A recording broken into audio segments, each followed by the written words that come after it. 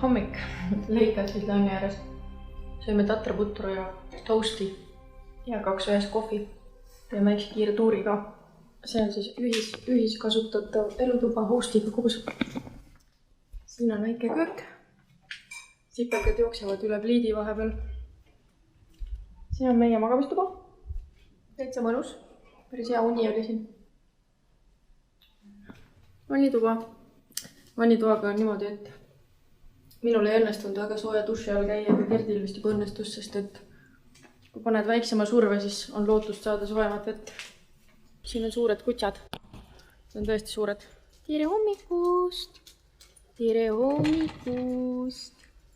Nüüd meil on igal juhul plaan minna kajakiga järve peale paariks tunniks, sest meil on kell 11 on juba check-out. Gerdil on kurk valus veits ja rull vetsupaberit on öösel ära läinud nuuskamise peale.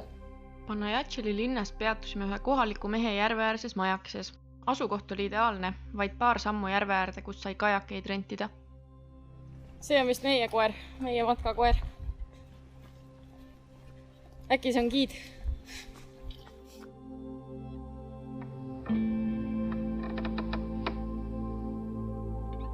Leikatidlanni loetakse üheks maailma ilusaimaks järveks. Veekogu asetseb massiivses vulkaanilises kraatris ning on ümbritsetud maiade küladega, kus müüakse kohalikke tekstiile ning kantakse endiselt traditsioonilisi maiade rõivaid. Erinevate linnade vahel liigeldakse paatidega.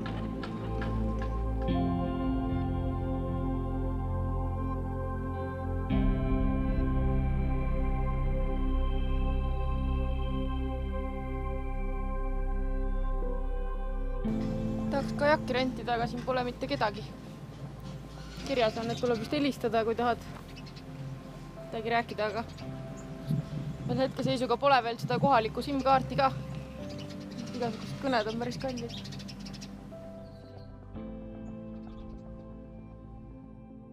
Hola, buenos días. ¿Nos gustaría alquilar kayaks? Sí. Diversiones acuáticas Palam? Sí. We are right here, aquí. 15 minutos. Te vist käipi siis nii, et nad elavad kuskil lähedal ja kui keegi on seda helistama, siis kalpsavad siia kiirelt ka. Mugavad inimesed ei ole mõtet koha peal passi välisa. Kuigi ma kahtlustan, et nad mõned kliendid ikkagi jäävad ilma ka. Tüüp naeres, see on lollakad helistavad. Kringvad helistavad hommikul.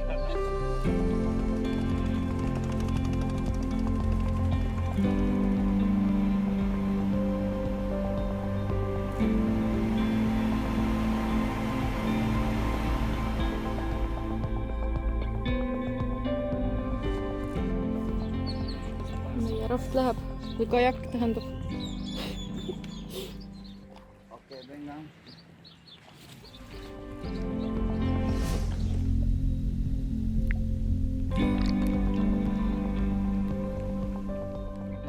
Leikatidlann on tuntud ka selle poolest, et siia tulevad paljud nii iseennast kui ka loodusega kooskõla otsima.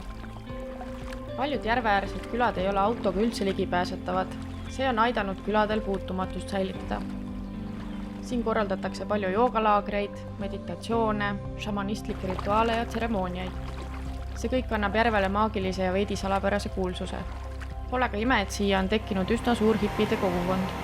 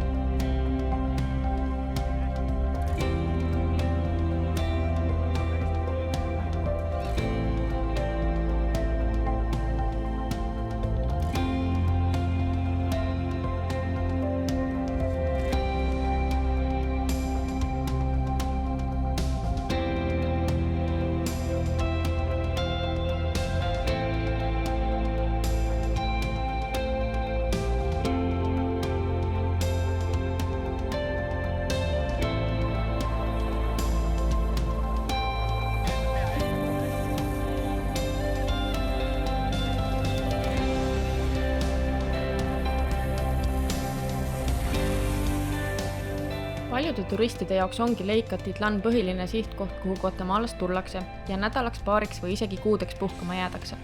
Kui peaksime ise siia kunagi veel sattuma, siis planeeriksime kindlasti vähemalt nädala või kauem küladega tutvumiseks.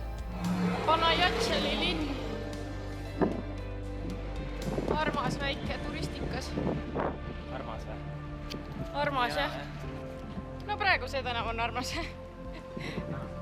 Riided on siin ilusad, mul on juba päris mitu kleiti jäänud selga ja silma. Ei oska rääkida. Ja igast kotte tahaks, salle tahaks, kaabut tahaks, jah. Aga ma veits hoian tagasi. Hakkame mäest üles sõitma nüüd.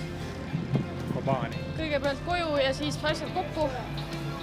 Ja Kobaani edasi, see peaks olema umbes 5 tundi sõita, aga arvestades, et meil praegu on kõik otsad veits topelt läinud, siis ma ei tea, mis kell me jõuame. Aga jah, siia on meil õnnestunud auto parkida suhteliselt seifidesse aedadesse. Siuke väike majakene nunnu. Tere, koer. Hello. Hello. Kobaani saamiseks oli põhimõtteliselt 2 varianti, millest üks tähendas sõita suure ringiga tagasi läbi Guatemala City. Teekond oleks olnud ka umbes 130 kilomeetrit pikem kui nii-öelda otsetee läbi mägede põhjasuunas. Navigatsioon pakkus meile otsetee kestvuseks umbes 5 tundi, seega asusime optimistlikult teele.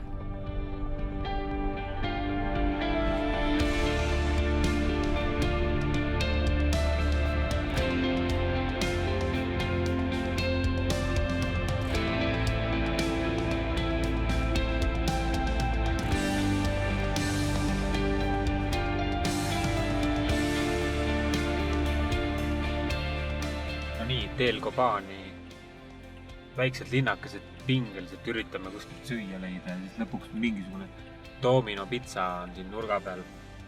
Kuskil siin parkida muidugi ei saa, aga no loodame, et Maris saab selle kiirelt kätte sealt seest. Täitsa lõpna. Igal pool on söögisildid väljas, aga tegelikult mitte ühtegi kohta pole. Ainult mingit krõpsu saab osta. See on siis mingi Santa Cruz de Quiche, mis ta peaks olema. Ühesõnaga elu käib, kui nüüd näha on. Sõnatu, me oleme kaotanud asfaldi, tee on muutunud selliseks. Me umbes 4 tundi veel vaja sõita, ma ei tea, kui suur osa sellest on siuke tee. 4 tundi on võib-olla isegi optimistlik, sest et me oleme umbes 1/3 sõitnud ja me oleme juba praegu sõitnud 3,5 tundi.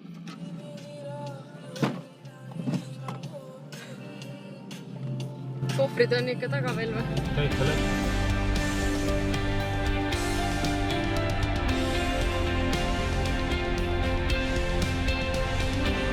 Praegu just päris pingeline hetk.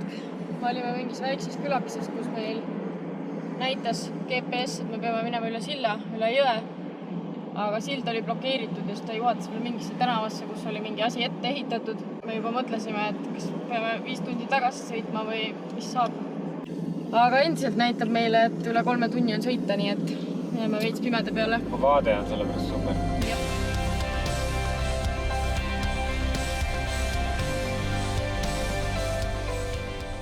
Esmaspilgul lõputule teekonnale vaatamata on meie arvates sellise reisi puhul üks väärtuslikumaid aspekte see, et avaneb võimalus näha, kuidas teised inimesed oma elu elavad. Tihtipeale piirkondades, kus elutingimused võivad olla üsna karmid. Sarnaselt Lõuna-Ameerikale on siinsed inimesed vaatamata justkui vähesele ühed kõige rõõmsamad, keda võite kohata. Nendes väikestes külades peitubki tegelikult see ehe Guatemala.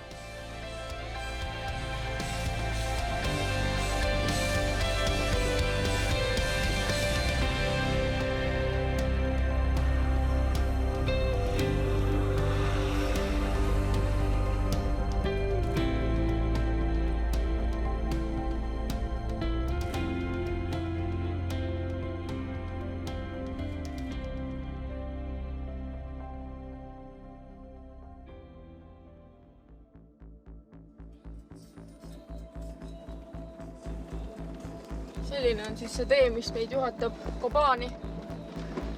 Täiesti uskumatu, aga noh. Ohah, midagi tuleb vastu ka. Vähemalt me ei ole ainukesed siis, kes siin sõidavad.